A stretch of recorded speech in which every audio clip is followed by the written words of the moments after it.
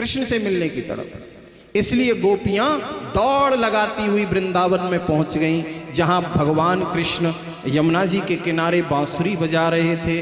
भगवान ने देखा कि हजारों गोपियां इधर से आ रही हैं, हजारों इधर से आ रही हैं, हजारों इधर से आ रही हैं। गोपियों के झुंड पे झुंड, झुंड पे झुंड, झुंड पे झुंड, और भगवान के नजदीक पहुंच गए। शार्प, हाँ, नजदीक पहुंच गए गोपियां। भगवान ने गोपियों का स्वागत किया। क्या कहते हैं भगवान? बोले स्वागतम वो महाभागा प्रियम किंकरिवाणिव ब्रजस्यानामयम कच्छिद ब्रूतागमन कारणम। आओ गोपियों, मैं आपका स्वागत करता हूं। गोपियों को तो जैसे मन की मुराद पूरी हो गई, क्योंकि पतियों को छोड़ के आई हैं, बच्चों को छोड़ के आई हैं, समाज के बंधनों को तोड़ के आई हैं। इसलिए जब स्वागत किया ना भगवान ने, तो गोपियों को बड़ी प्रसन्नता हुई, बड़ी खुशी हुई कि चलो मन की इच्छा पूरी हो गई। लेकिन स्वागत करते करते भगवान ने अंत में पूछ लिया, ब्रूता गमन कारणम, आने का कारण बताओ, क्यों आई है? पहले तो स्वागत कर दिया भगवान ने, तो खुश हो गई गोपियां, लेकिन अंत में क्या कह दिया? ब्रूता गमन कारणम, आने का कारण बताओ, क्यों आई? अब तो गोपियों के तो जैसे प्राण ही निकल गए। ये क्या कहते हैं? पहले तो बांसुरी बजाई, बांसुरी में हमारा नाम पुकारा, जब हम सब कुछ छोड़ के आ गई तो पूछते हैं कि आने का कारण बताओ। भगवान ने फिर पूछा, बोलो ना गोपियों, क्यों आई? क्योंकि पतिव्रता जो नारी होती है वो ऐसा काम तो करती नहीं, वो तो दिन रात अपने पति की सेवा में लगी रहती है, और आप अपने पतियों को ही छोड़ करके मेरे पास आ गई। ये आपने ठीक नहीं किया। अपने पतियों को छोड़कर एक पराये पुरुष के पास, वो भी एकांत में, वो भी आधी रात में, ये तुमने ठीक नहीं किया। हाँ, अगर तुमको यमुना जी का दर्शन करना है तो आओ, मैं तुम्हें यमुना जी का दर्शन करा देता हूं, और तुम लौट जाओ, अभी भी टाइम है, लौट जाओ अपने पतियों के पास, अपने परिवार में। तुमने वृंदावन का दर्शन नहीं किया है तो आओ, मैं तुम्हें वृंदावन का दर्शन कराता हूं, लेकिन दर्शन करके लौट जाना। गोपियों के तो जैसे प्राण ही निकल गए। नजरों को नीचे झुका लिया, और नजरों को नीचे झुका करके अपने पैर के अंगूठे के नखून से पृथ्वी को ऐसे खुरचने लगी जमीन को, और पृथ्वी से प्रार्थना करने लगी कि हे माँ, अभी तुम फट जाओ और हम तुम्हारे अंदर समा जाएं, अब हम जीना नहीं चाहते। जिस कृष्ण के लिए हमने सब कुछ त्याग दिया, वही कृष्ण ये कहते हैं कि लौट जाओ। पृथ्वी से प्रार्थना करने लगी गोपियां।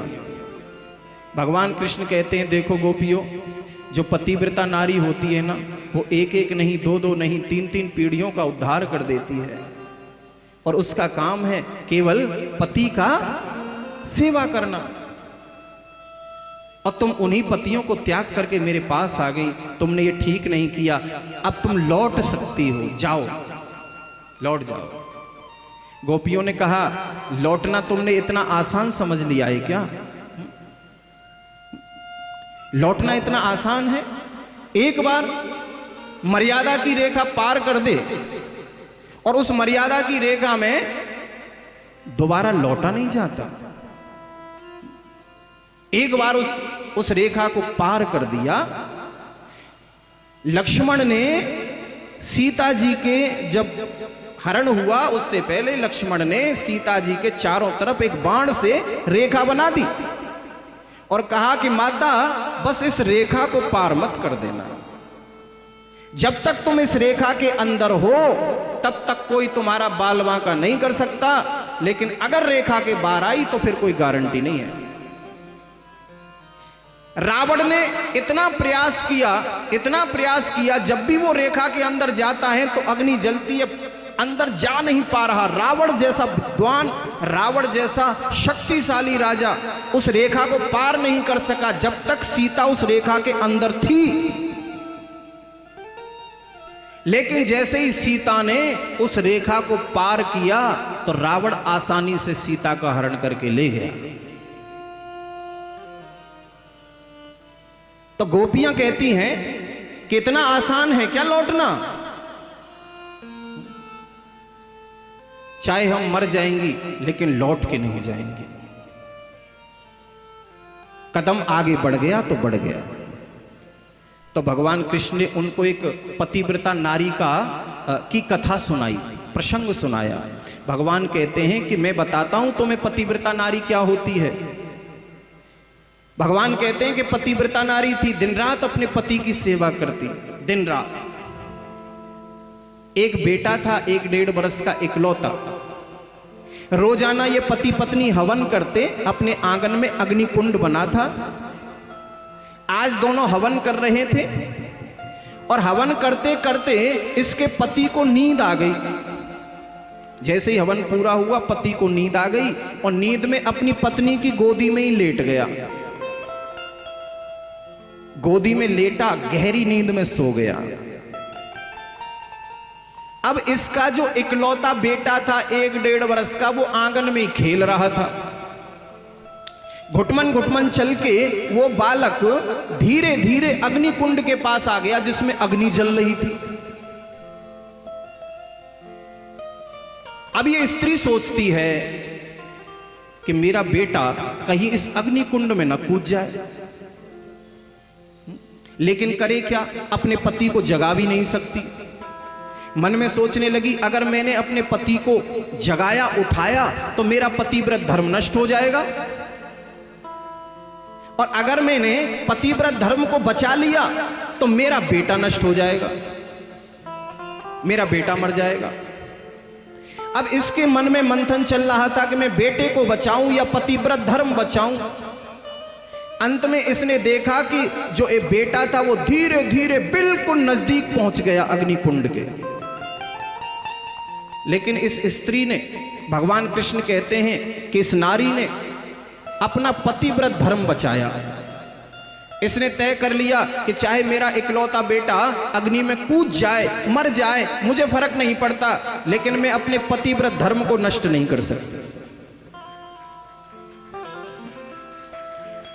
और आज इसका इकलौता बेटा और उस अग्नि कुंड में कूद गया,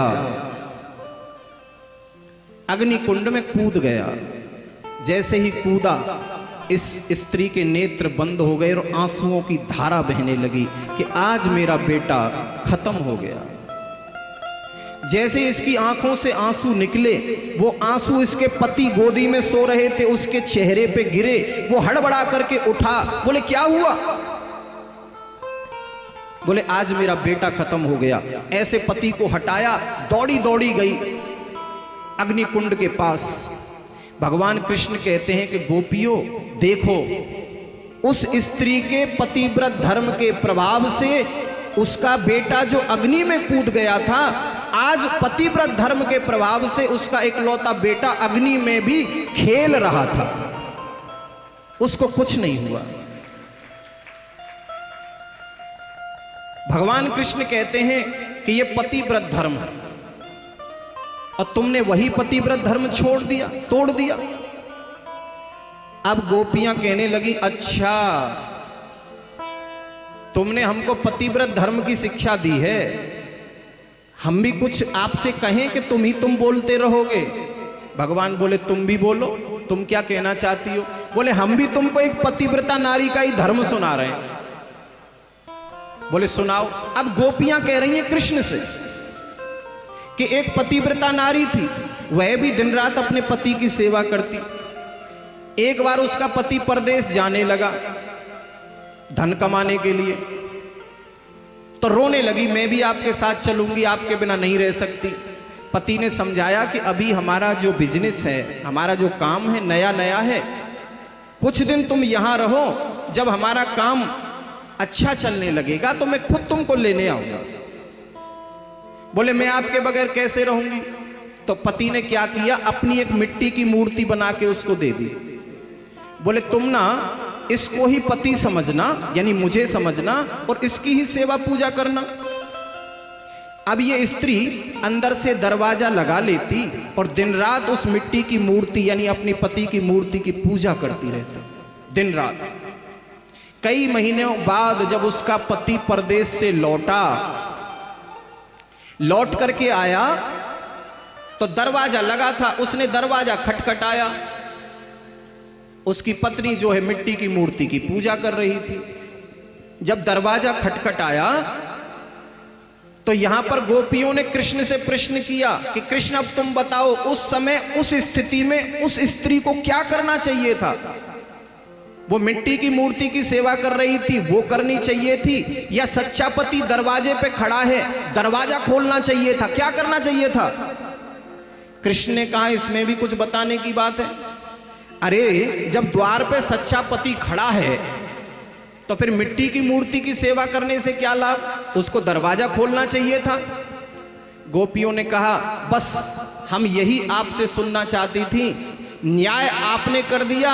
जब सच्चा पति कृष्ण हमारे सामने खड़ा है तो उन हाड़ मांस के पुतलों की सेवा करने से हमें क्या मिलेगा?